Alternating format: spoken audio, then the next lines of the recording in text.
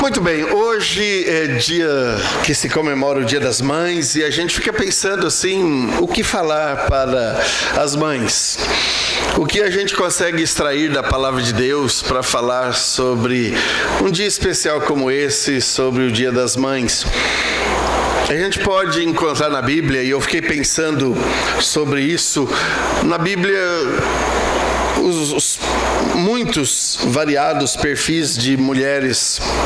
Nós temos mulheres na Bíblia de todo tipo, desde as santas até as malfadadas também. Nós temos relatos de mulheres lindas e também de mulheres que não tinham beleza nenhuma. Nós temos relatos de mulheres que foram extremamente amadas e de mulheres que foram desprezadas, que foram trocadas, que foram substituídas. Ou seja, nós temos todo tipo de mulher e os seus variados relacionamentos na palavra do Senhor. E como não dá para falar de todas as mulheres, eu resolvi, esperando de Deus uma palavra, eu escolhi uma mulher aqui para falar para você. Ela simplesmente é conhecida como a mulher. A mulher, não tem nome, olha que coisa, não tem nome essa mulher aqui. Ela simplesmente é chamada de a mulher. E essa mulher foi mãe. E aí eu queria dar um tema para essa mensagem bem simples também, apenas mãe. Simplesmente porque não temos muitas outras explicações da vida dessa mulher, mas ela definitivamente foi extremamente importante na vida do povo de Israel e na história bíblica. Eu convido você para lermos juntos o livro de Juízes, capítulo 13. Juízes, capítulo 13. Amém? O texto diz assim, a partir do versículo 1. Os israelitas voltaram a fazer o que o Senhor reprova, e por isso o Senhor os entregou nas mãos dos filisteus durante 40 anos. Certo homem de Zorá, chamado Manoá, do clã da tribo de Dan, tinha mulher estéril. Certo dia o anjo do Senhor apareceu a ela e lhe disse: você é estéril, não tem filhos, mas engravidará e dará à luz um filho. Todavia tenha cuidado, não beba vinho nem outra bebida fermentada, e não coma nada impuro. E não se passará navalha na cabeça do filho que você vai ter, porque o menino será nazireu, consagrado a Deus desde o nascimento. Ele iniciará a libertação de Israel das mãos dos filisteus. Então a mulher foi contar tudo ao seu marido. Um homem de Deus veio falar comigo, era como um anjo de Deus, de aparência impressionante. Não lhe perguntei de onde tinha vindo e ele não me disse o seu nome. Mas ele me assegurou: você engravidará e dará à luz um filho. Todavia, não beba vinho nem outra bebida fermentada e não coma nada impuro, porque o menino será nazireu, consagrado a Deus desde o nascimento até o dia da sua morte. Então Manoá orou ao Senhor: Senhor, eu te imploro que o homem de Deus que enviaste volte para nos instruir sobre o que fazer com o menino que vai nascer. Manifesta-se. Eu acho que alguma coisa está errada aqui no meu texto aqui. Da minha Bíblia ali, eu deixei hoje em cima a Bíblia. Eu imprimi alguma coisa faltando um pedaço aqui. Eu queria só facilitar a leitura para os irmãos. Onde eu parei? 9. Então vamos lá. Hoje que eu não trouxe a Bíblia para o púlpito, eu falei, hoje eu não vou deixar ali. Verso 9. Cadê o 9? 9 sumiu daqui. Sim. Deus ouviu a oração de Manoá e o anjo de Deus veio novamente falar com a mulher enquanto ela estava sentada no campo. Manoá, seu marido, não estava com ela, mas ele foi correndo contar ao marido: o homem que me apareceu outro dia está aqui. Manoá levantou-se e seguiu a mulher. Quando se aproximou do homem, perguntou: olha que coisa interessante, foste tu que falaste com a minha mulher? Sim, disse ele. Quando as suas palavras se cumprirem, Manoá perguntou: como devemos criar o menino? O que ele deverá fazer? O anjo do Senhor respondeu: sua mulher terá que seguir tudo o que eu lhe ordenei. Ela não poderá comer nenhum produto da videira, nem vinho ou bebida fermentada, nem comer nada impuro. Terá que obedecer a tudo o que lhe ordenei. Manoá disse ao anjo do Senhor: gostaríamos que ficasse conosco, queremos oferecer-te um cabrito. O anjo do Senhor respondeu: se eu ficar, não comerei nada, mas se você preparar um holocausto, ofereça ao Senhor. Manoá não sabia que ele era o anjo do Senhor. Então Manoá perguntou ao anjo do Senhor: qual é o teu nome? Para que te prestemos homenagem quando se cumprir a tua palavra.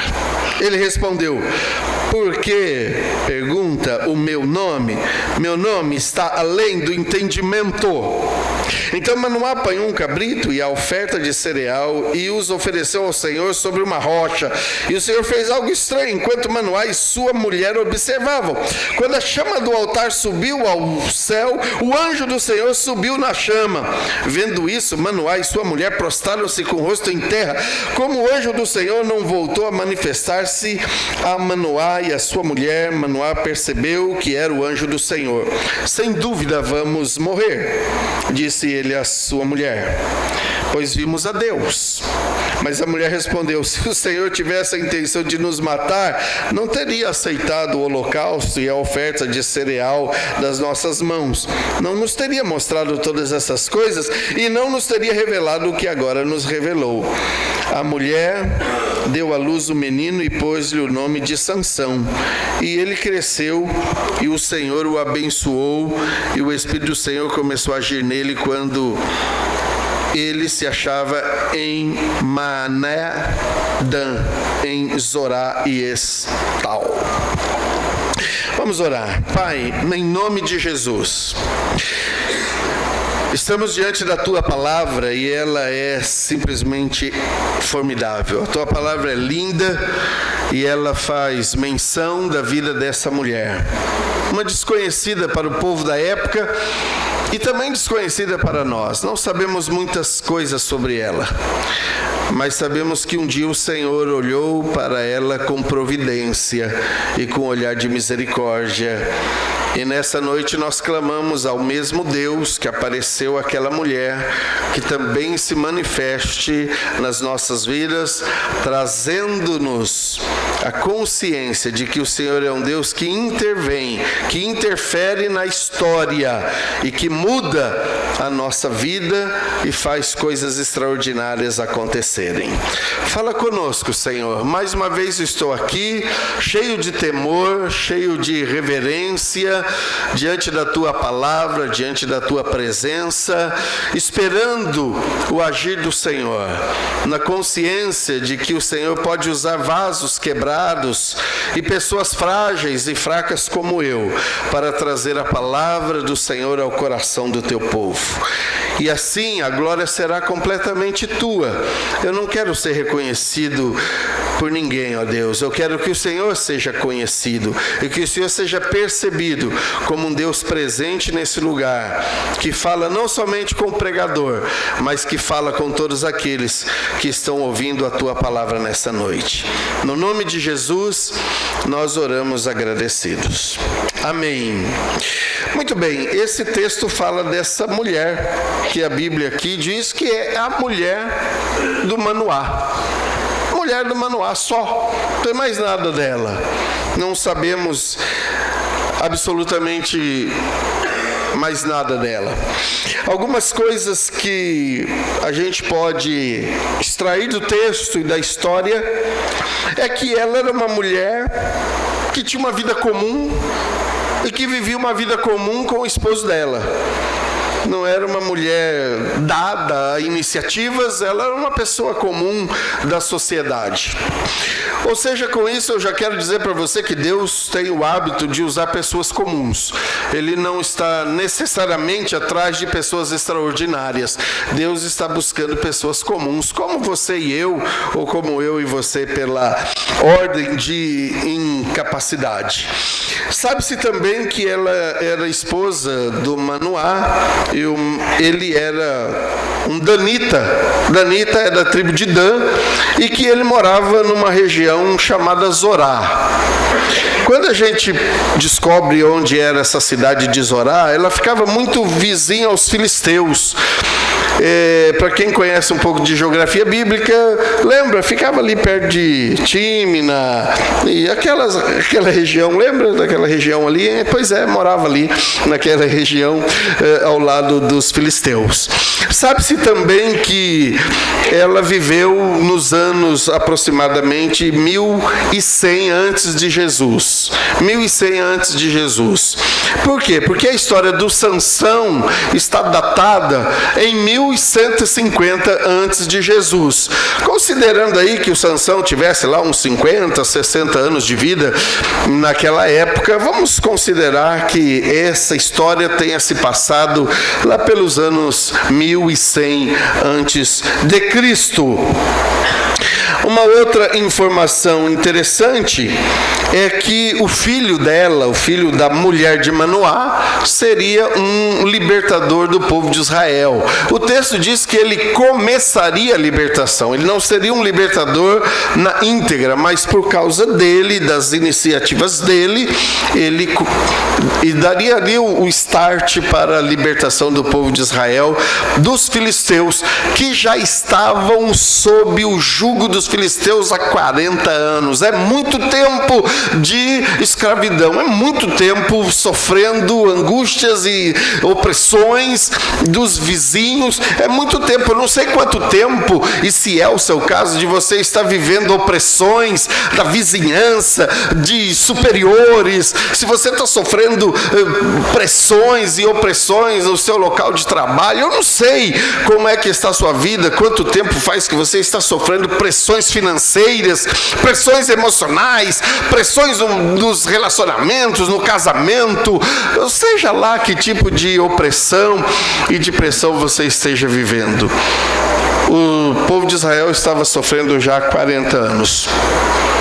O texto diz no começo que eles estavam passando por isso por causa de pecado, porque eles tinham pecado contra o Senhor. Então é bom a gente também pensar que algumas das nossas opressões, elas são consequências, elas são frutos dos nossos delizes contra Deus, dos nossos erros contra o Senhor. Não se fala também sobre características físicas da mulher de Manoá. Ela simplesmente era uma mulher. Não se sabe se era uma mulher alta, baixa, magra, fortinha, se era uma mulher linda, se tinha cabelos castanhos, olhos azuis, ou se era da cor escura. Nós não sabemos, não se fala aqui como ela era. Só diz que ela era uma mulher. Não fala se ela era rica, se era uma mulher muito pobre, se a casa que ela morava era uma casa muito grande ou se era uma casa pequena. Não fala aqui se ela tinha Wi-Fi na casa dela ou se ela tinha um celular de última geração. A gente não sabe como que a mulher, não sabe quantos amigos ela tinha no Facebook, a gente não sabe se a mulher do Manoá usava o Instagram, se ela gostava de selfie no banheiro, se ela gostava de tirar selfie no espelho. A gente não sabe nada dela, né? Se ela ia na Eva para cortar o cabelo, ou se ia na Marli, ou se ia em qualquer outra cabeleireira, se ela usava a Vitorinha para fazer as unhas. Não sei nem se ela fazia unha, porque não dá para saber, não dá para saber. Sabia-se algumas coisas dessa mulher. Primeiro, que ela era uma mulher que temia Deus. E temer a Deus está além de todas essas variantes que eu citei para você aqui. Temer a Deus não implica em cor de pele, em tamanho, em capacidade financeira. Temer a Deus está acima disso, acima dessas características pessoais ou particulares das pessoas. Essa mulher temia Deus. E por que sabemos que ela temia Deus? Pela presença de Deus. Porque Deus a escolheu. Deus não escolhe necessariamente as pessoas aleatoriamente. Deus não escolhe pessoas depravadas e encardidas no sentido de maldade do coração para fazer coisas extraordinárias para o povo dele. Essa mulher tinha uma característica distinta, ela temia Deus. Outra característica que é possível descobrir nesse texto é que ela vivia bem com o marido dela.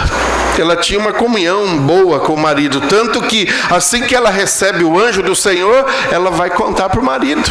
Ou seja, era uma mulher que tinha um relacionamento afetivo extraordinário com o marido. Ela tinha diálogo com o marido dela.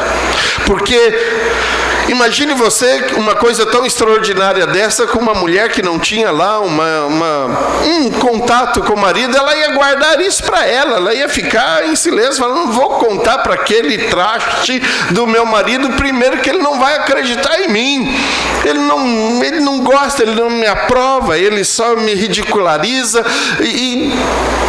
Mas não, a mulher aqui em questão era uma mulher que temia Deus, é uma mulher que vivia bem com o marido, tanto que ela foi conversar com o marido e falou, olha marido, o anjo do Senhor apareceu para mim e disse uma coisa extraordinária, ele disse para mim que eu vou ficar grávida.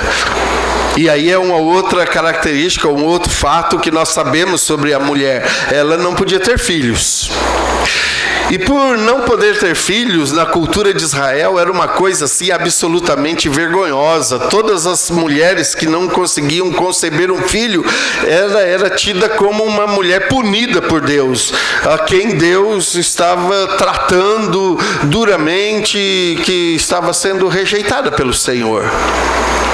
Então essa mulher trazia sobre si essa culpa, ainda que não dela necessariamente, mas da sociedade.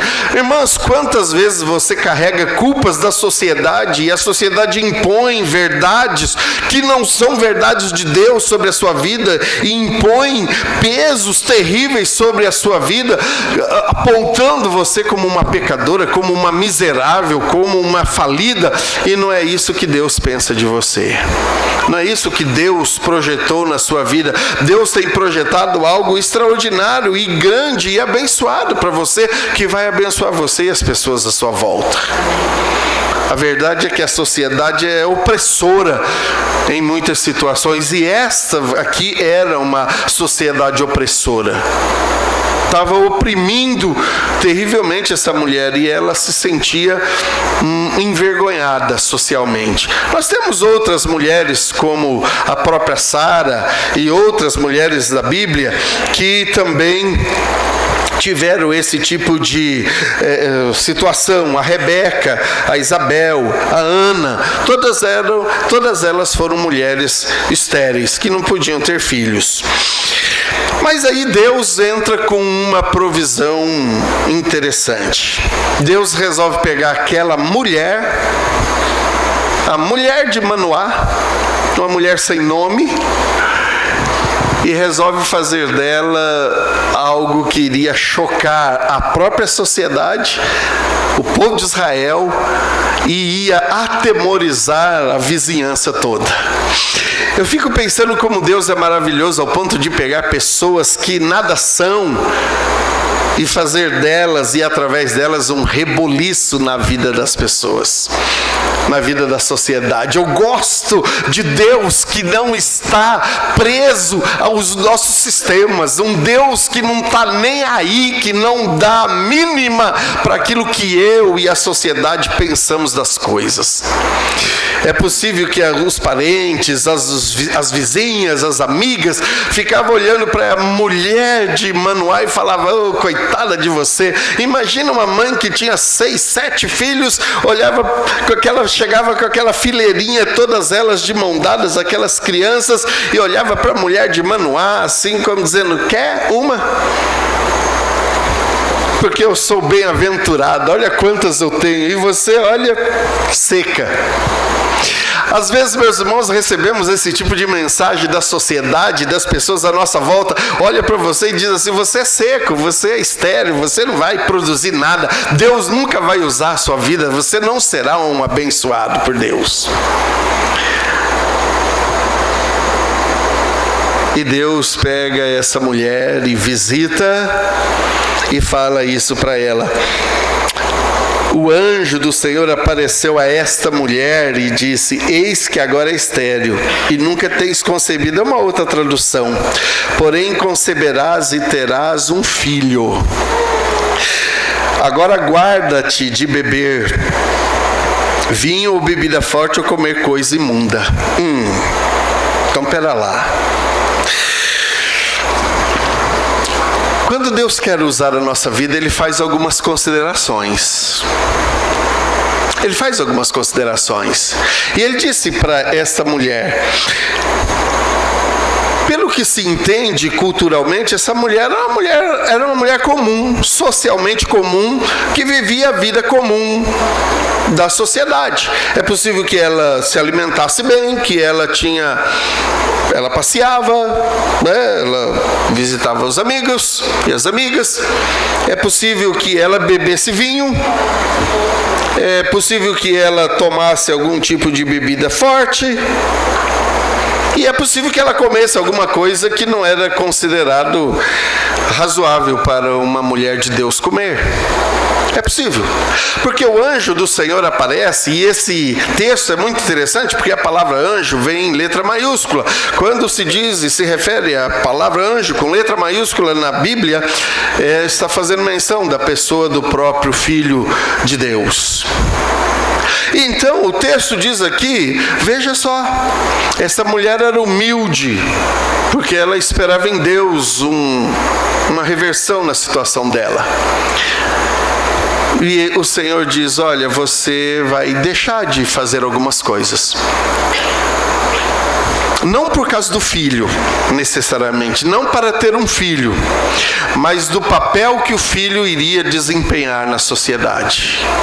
Veja, meus irmãos, e principalmente a vocês, minhas irmãs, Deus que quer usar a sua vida, evidentemente por aquilo que Ele quer fazer na sua vida, Ele vai exigir de você alguns posicionamentos que são diferenciados das outras pessoas da própria sociedade. Existirão coisas que serão exigências para aqueles que têm uma vida consagrada a Deus, que você precisa prestar contas a Deus, mesmo que a sociedade diga: isso é loucura, isso não precisa, mas se Deus colocou no seu coração essa necessidade, então você precisa observar. E veja que o anjo disse para essa mulher estéril: você vai ter uma criança, mas antes de ter essa criança, você vai ter que ter uma atitude diferente. Você vai deixar de tomar vinho, você vai deixar de tomar bebidas fortes e você vai deixar de comer coisas cerimonialmente impuras. É certo, irmãs, e eu vou usar bastante essa frase me dirigindo a vocês, irmãs, mas que cabe também a vocês, irmãos, e cabe a mim também. Tem coisas que nós precisamos deixar por causa do amor a Deus, por causa do serviço a Deus e por causa daquilo que nós seremos usados pelo Senhor. Você vai ter que deixar. No caso aqui, era uma coisa extremamente social, que era o vinho e bebida forte. Era coisa comum. O O povo de Israel bebia vinho. E aí, quando Deus pede para você fazer coisas que socialmente seriam estranhas, você tem que fazer, irmã. Se você quer ser uma bênção nas mãos do Senhor, você vai ter que fazer. Às vezes você vai precisar mudar os seus hábitos, por causa daquilo que Deus quer fazer na sua vida, por causa daquilo que Deus quer usar você e a sua família para fazer na sociedade. Você vai precisar mudar os seus hábitos.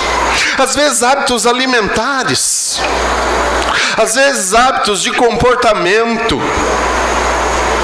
às vezes hábitos de conduta social, às vezes hábitos de vestimentas.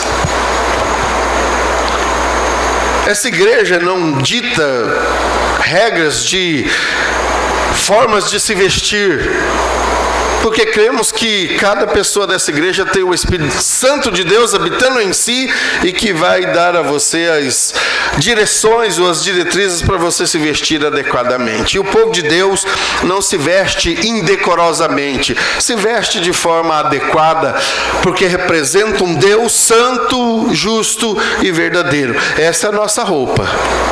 Nós nos vestimos não por causa dos ditames sociais, mas nos vestimos porque Deus é santo e nós o representamos aqui na terra. Nós somos a representação do reino de Deus nessa terra. Por isso devemos nos vestir adequadamente.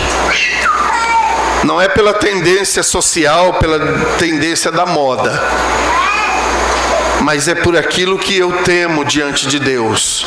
Por isso eu me visto assim. Se eu não fosse pastor e se eu não tivesse que representar a igreja e muitas situações, eu viveria de bermuda. Andaria de bermuda o tempo todo, porque eu acho uma delícia andar de bermuda. Ir na cidade, ir ao shopping, passear, ir por aí. Eu faria assim, uma camiseta, um tênis confortável, uma bermuda básica, sem muita frescura, e um boné para não precisar pentear o cabelo. Talvez esse seria o meu modelito básico. É assim que eu me sentiria bem, mas porque eu represento você onde eu vou, eu represento esta igreja Batista da Paz onde eu vou, eu represento Deus que eu sirvo enquanto ministro do Evangelho. Não que eu não possa representar você, a igreja e Deus usando bermuda. Não estou dizendo isso, mas eu estou representando uma associação, estou representando pessoas. Então, como eu encontro personalidades pela cidade, eu encontro autoridades pela cidade, e nem sempre as pessoas vão olhar, e às vezes os próprios irmãos falam: ei, pastor, hein, só vive na vida boa, hein? Então, por causa de você, eu não vivo como eu gostaria de viver, andando de bermuda e de... Um dia eu fui na praia e eu coloquei um short, um desses de pano bem levinho, de tecido leve, tirei a minha camisa e estava de chinelo de dedo. E aí um irmão, que eu não vou dizer o nome, que anda comigo e que mora na minha casa, mas não vou falar o nome, ele diz assim: pai, você é pastor? Eu falei: cara, eu estou na praia, deixa eu ficar aqui, eu estou na praia, ninguém sabe que eu sou pastor aqui, deixa eu viver a vida do praiano aqui e tal. Você fica imaginando que eu ia encontrar alguém. Não encontrei ninguém, não. E continuei sem camisa naquele dia. Eu estava na praia. Na praia a gente anda assim, né? Mas, então, meu irmão, por que eu estou dizendo isso? Porque existem situações na nossa vida que a gente precisa abrir mão daquilo que a gente gosta, daquilo que faz bem para mim enquanto pessoa, para poder dar glória e dar espaço e dar louvor àquele a quem eu sirvo. E foi isso que Deus pediu para a esposa do Manoá. Falou: olha, você vai ter uma conduta diferente, você vai se comportar diferente, porque eu vou usar a sua vida para trazer o libertador de Israel. Oh, interessante isso.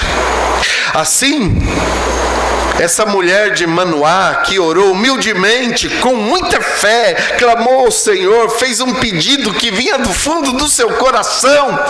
É também com humildade que você e eu devemos buscar a presença do Pai. Se você tem uma necessidade, algo que te angustia, não adianta ficar colocando aí nos grupos sociais, não adianta entrar no Tinder e colocar aí, por exemplo, estou carente. Meu irmão, você está com problema, vai aos pés do Senhor, porque Ele é que ouve e Ele que resolve a sua vida, é Ele que dá saídas para a sua situação, é Ele que muda a sua história, é Ele que muda a sua sorte. Mas às vezes ficamos em busca de soluções humanas, simplesmente. Essa mulher nos dá um show, apesar de não ter o nome dela, mas ela nos ensina qual é o comportamento de alguém que ama a Deus e que espera nele. Ela simplesmente orava a Deus, orava a Deus, orava a Deus, esperava do Senhor, clamava a Deus, e o Senhor resolveu responder a ela um dia. Quanto tempo, não sabemos também. Ou seja, fica uma outra dica aqui. Às vezes, meu querido irmão, minha querida irmã, a sua resposta não tem um tempo determinado. Ela pode vir hoje, pode demorar um tempo, nós não sabemos quanto. Uma coisa eu sei, essa mulher só teve o nenê a época que ela estava preparada para ter o nenê. Ela só teve um filho quando ela estava preparada para ter um filho. E hoje o que nós vemos na nossa sociedade é um monte de gente absolutamente despreparada tendo filhos. Crianças de 13 anos cuidando de filhos. Sendo mães com 15 anos, 14 anos. Que preparo, que condição emocional, que condição física, que condição financeira, que condição familiar essas pessoas têm, essas meninas têm para cuidar de filhos. Eu vi um casal na cidade que eu fiquei com dó deles. Eles são absolutamente crus, porque era um rapazinho e uma menininha.